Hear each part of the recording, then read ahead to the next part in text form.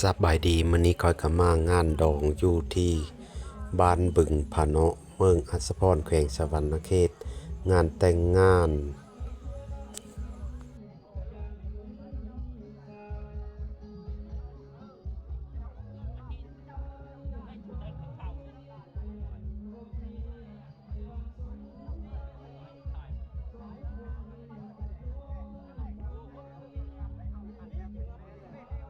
อยู่เมื่อกันนั้นเมื่อคนเป็นชนจากคุณอะไรเป็นเดินก็มีมากนั้นตายแล้วพอเท่าอยู่ที่เห็นเองเอาเมื่อหาเงินเบาหาเงินแล้วมันหาเงินเป็นเธอลุงชัก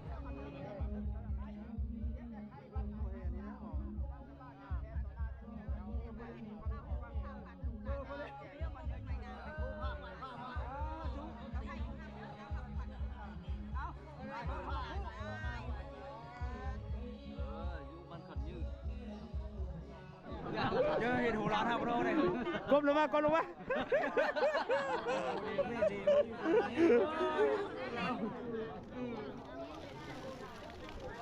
เห็นแต่หัวร้านเท่าได้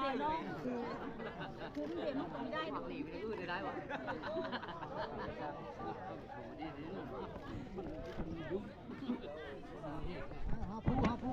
เอาวิธีผู้เห็น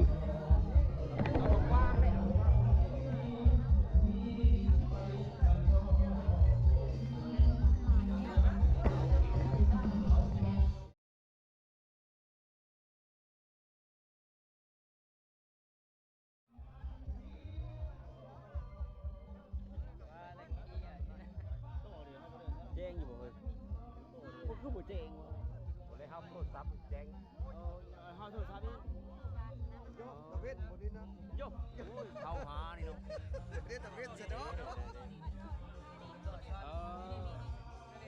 แต่ว่ากองอันนี้มันบ่ได้ลิดไปลิดมาเนาะต่อเดี๋ยวเลยมาต่อกันเนาะ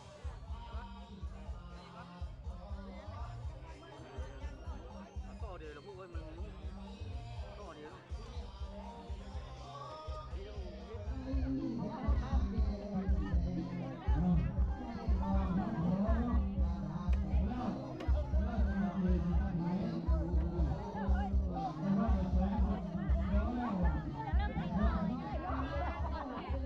ยิ้มได้ตั้งมาน้ำได้เลย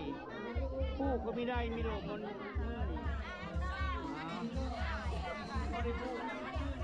ยุบนั่นไม่ใช่ไหม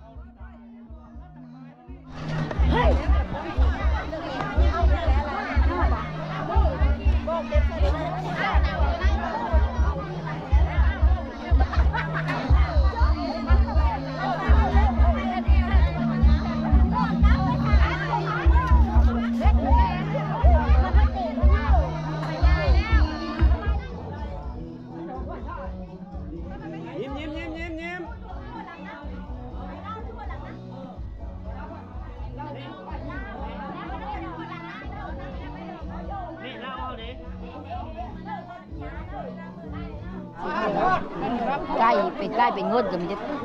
เขายังเชื่ออยู่พุ่นเงินนะโจมว่าพุ่นเขาจะยังใหญ่เชื่อต้องเงิน ให้ห้าวเสื้อขาวด้วย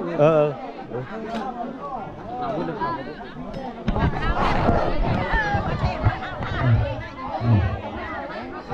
า ขอบคุณงานด้วยพี่น้องด้วยสภาพ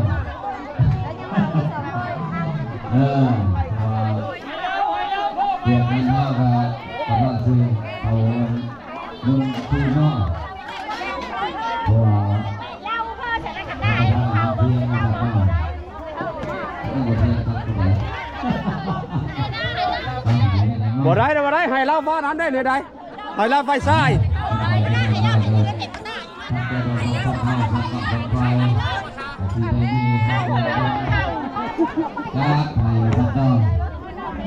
ยินดูจะบ้านะยินดู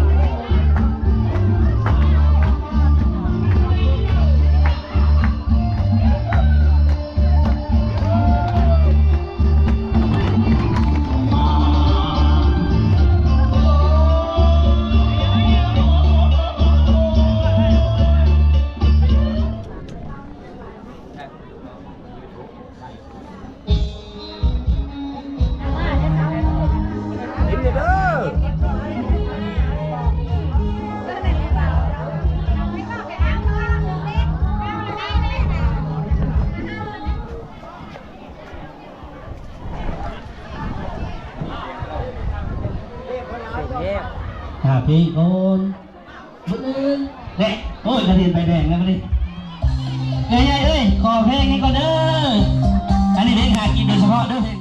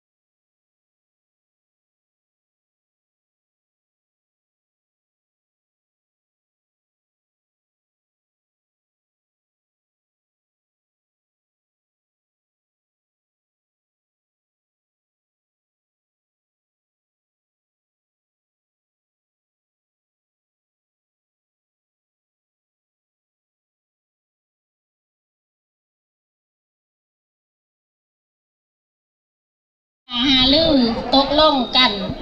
สบับนี้ฉะนั้นจึงพร้อมกันลงลายเส้นไว้เป็นหลักฐานลายเส้นผู้บันทึกเนาะคอยเองเป็นสีสุพรรณสุภาวันลายเส้นฝ่ายซ้ายเจ้าคืดท่านพิมพ์ท่านใบท่านสังทองและทางฝ่ายยิ่งทางที่ท่านพมาศท่านสมพงษ์ยังยืนจากในบ้านผูกกันเส้นสัญญาเกตลายเส้นฝ่ายยิ่งเจ้าก็ต้องตาท่านที่ท่านพมาศท่านสมพงษ์และทั้งประเภทนี่แนวโฮมเจ้าแก่แนวโฮมท่านอิ่มเยอะนะคนที่ลงลายเส้นครับ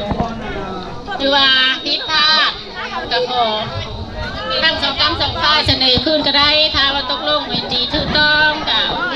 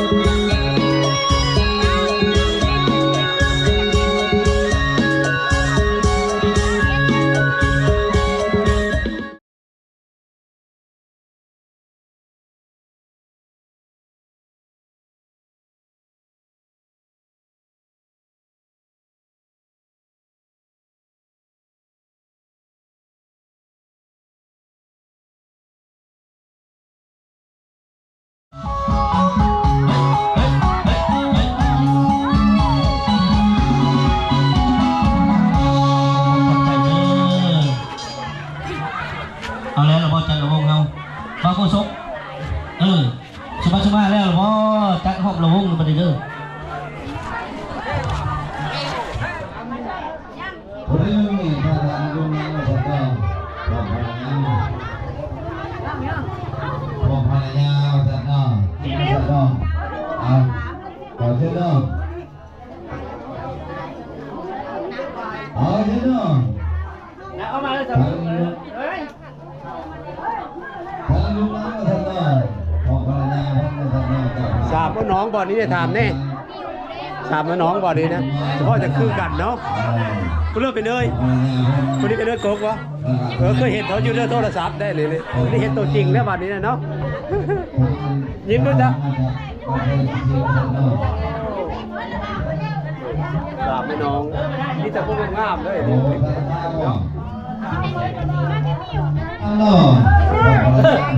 คือการเสร็จแล้วก็ทางลงมาทางภรรยาภาพแล้วก็ทางพาเจ้าว่าคุณดำท่านพอภรรยาเป็นว่า พ่อควันเฮา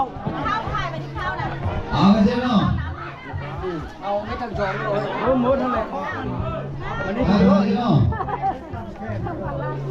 พันลูกน้องว่าสักน้องพร้อมภรรยาเพิ่น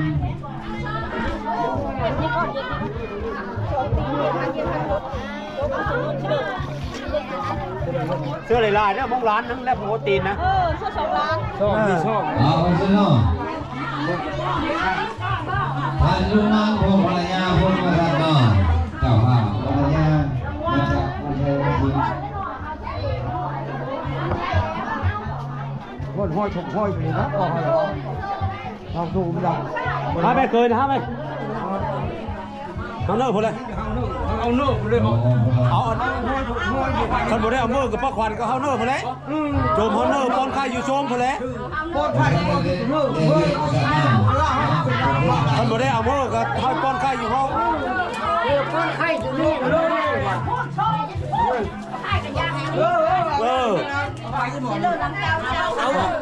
เอาเลยเอาเลยเฮ้ยป้าเลย ปลาก็ตัวนี้ปลานี่เฮ้ยไม่ยิงเขาก็ได้ตัวนี้นะเอาตัวมันใหญ่พี่ล้ำนะ เป็นแล้วตัวนี้ โจมมาโลได้ได จูเขาบอกคือนักแค่ดี ไม่ยิงไม่ยาก็หามซอยก็ได้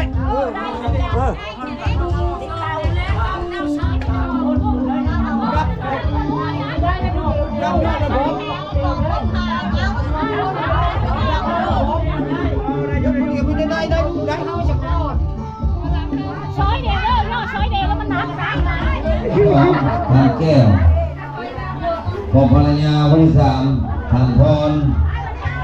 พอภรรยาเนาะตั้งกระบอก